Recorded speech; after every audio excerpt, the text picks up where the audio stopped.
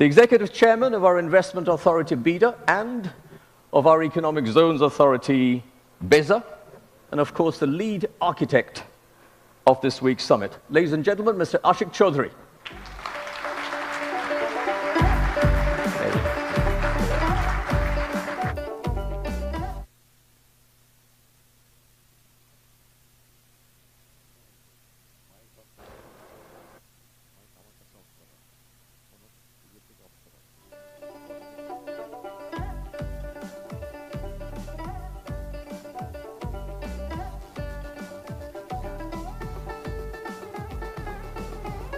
Okay.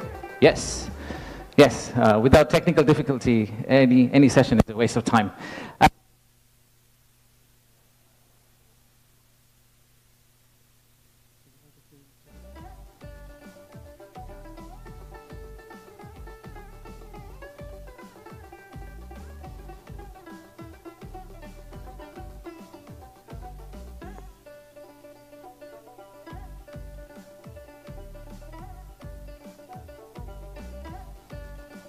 Hello, hello. Yes.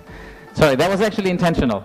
We did it to just warm you guys up. So, good morning, everyone. Let's compete with Luktebhai one more time. Good morning, everyone. Thank you, thank you. Thank you for everyone for coming from such long distance. And we apologize for ones that we could not manage to give accommodation. We had exceptional level of interest for the summit, which is really great to see for us. My first slide is thank you slide. That's not the last slide. We just wanted to thank all of you for kindly coming and joining the summit. So the purpose of the summit is today, sitting in this forum, we would like to say that we are open for business, and we're really committed to win business from all of you. And to do that, we have already thrown Lutfi Siddiqui at you, not literally, but verbally. We'll also throw a Nobel Prize winner at you. We'll do anything to make sure that we win business from you. But first, I would like to take you to future. Let's think about a movie, Back to the Future. Let's go into that set and imagine that we are in 2035. In 2035, how would Bangladesh look like? You'll all be here again. My successor is going to be here presenting. That will be the 10th investment conference for us. And in that conference, we will not be talking about a rising economy, but we'll be talking about a regional manufacturing powerhouse. A country that's connecting east to the west, a bridge that connects Himalayas to Bay of Bengal, a manufacturing hub that is infested by global investors and local investors who are now exporting to the rest of the world. That vision, that imagination is what's driving us today. But it all started actually about 8 months ago. So from the future, let's go back in time to August 5th, 2024. It's a personal story for almost all of us. Unfortunately, I was in Singapore in an investment banking trading room, but my family was here. My wife was on summer holidays. My brother, who came from Cambridge for summer holidays as well, they were all out on the street, part of the protest. So at around noon, Singapore time, I asked them, what's going on? What's happening in Dhaka? So what they did was they were part of a crowd. They looked forward, they took a selfie. Sorry, not a selfie, a photo what's ahead of them, and they turned back and took another photo of what's behind them. So this first photo was what was ahead of them, and this one was what was behind them. So we need to digest exactly what happened at that time. The young population, the entire youth, was out on the street, demanding transparency, demanding opportunity, demanding democracy, demanding freedom of speech. And that's what has brought us here today.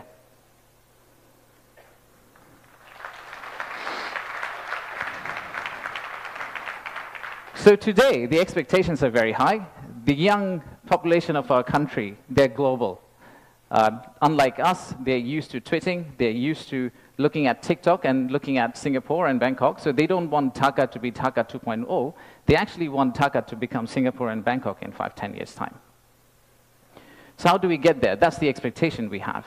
How do we get to Singapore and Bangkok within 5-10 years? How do we unlock the energy that we got during the August Revolution? How do we harness that energy and convert it into employment generation and industrialization? The story for Bangladesh was always there. A lot of you already know about it. We have 180 million domestic market. We have a young population. Almost half of it is less than 25 years old. The middle and affluent class is about 35 million people, which is as big as the Malaysian total population. We have many, many other factors that has led to where we are today. And actually, I must say that there are companies who have been here for more than 100 years and have made exceptional returns compared to the global markets. So if you look at some of these companies who have actually operated in Bangladesh for a long, long time, the returns they have got in Bangladesh is actually significantly higher than the global average. And today, we also have a fantastic news that one of our own startups called ShopUp, the news came out about an hour ago in Bloomberg that the Saudi sovereign PIF, their investment arm called Sanabil Investments, they have actually co-led a round of $110 million US, along with Peter Thiel's Valor Ventures, to invest in one of our own startup to go global. So let's give a big round of applause to ShopUp.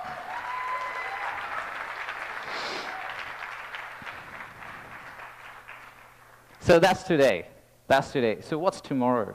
How do we go from here to the vision we have for 2035? So this $180 million story, or 180 million people story, is not enough. I think we need to redefine market. We believe the market is actually much larger. When we talk about market, we should be talking about a much larger regional market which you could potentially serve out of Bangladesh. You set up your factory here, you export out to all these markets. At the same time, I would expect these markets to set up their factories and push it back to Bangladesh. Use the ports of Bangladesh and potentially export out to the rest of the world. So the narrative that we've had of why invest in Bangladesh is not really a domestic market 180 million story. It is a regional story and it's a global story. To further strengthen ourselves, we have decided to enhance our port capacity. In Chittagong area, what you see now, we are actually tripling that within the next few years, which is essentially allow this region to consider Bangladesh as one of the biggest logistical hubs. However, that's not all. We need to do a lot more. So at the beginning of interim government's period, we actually decided to talk to more than 200 CEOs and entrepreneurs who actually are doing business in Bangladesh today. And we wanted to understand how can we convert our critics into our ambassadors. They are the only ones who could potentially bring business for us.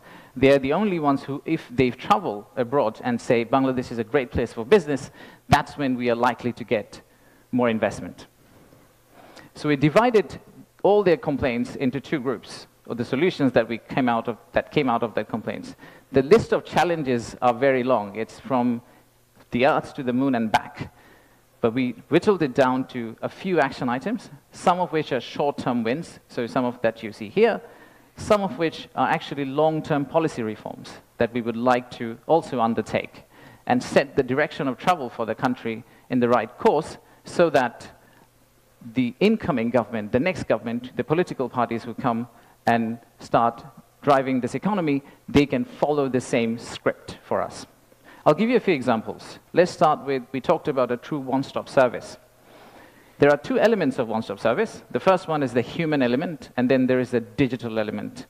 In the human element piece, what we have decided to do is we are going to co-locate the primary agencies, the high touchpoint agencies for our investors in one location. So that instead of the investors walking around different ministries, and we have a lot of them in Bangladesh, they all come to one office and they end up meeting everyone. We've also decided, like banks, and I am from banking, I guess that helped, that we are going to set up a relationship management team under BIDA. What it would essentially do is, just like a corporate banking, relationship banking manager, he would hold hand of the investor and walk them around the landing process. Let's take another example. Our friends in National Board of Revenue helped us set up the authorized economic operator. It's essentially the green channel, or widely known as the green channel setup, where if you're a good customer, you are able to circumvent some of the custom checks and fast-track your process through the ports. That has been picked up as one of the biggest challenges that we have, the time it takes to go from your factory all the way to your customer. And finally, let me show you one more example of policy change. So as you all know, there are many government agencies.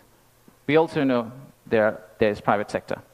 The dialogue between private sector and government agencies has not necessarily always been the most collegial. So how do we break that apart? The first thing we need to do is to club the government agency into one.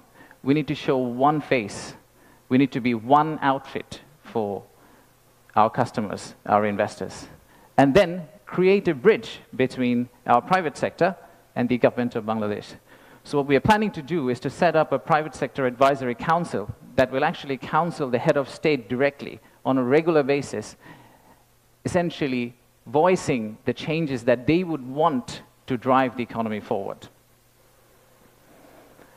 So these are some of the examples of what we are planning to do. And if we are able to do that, we do believe that we will get to the end, the vision we have for 2035. Now, of course, there are many, many other factual reasons, statistics, tables, Excel files that I can share with you to tell you why you should invest in Bangladesh.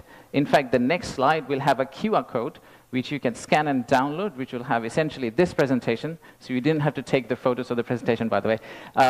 You will have this presentation, and you will also have an appendix of facts and figures and why we think competitively we're actually in a very better place than our competitors.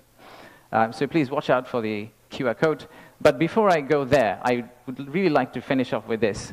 There are economic reasons to invest in Bangladesh, but I really don't want you to invest in Bangladesh for the economic reasons.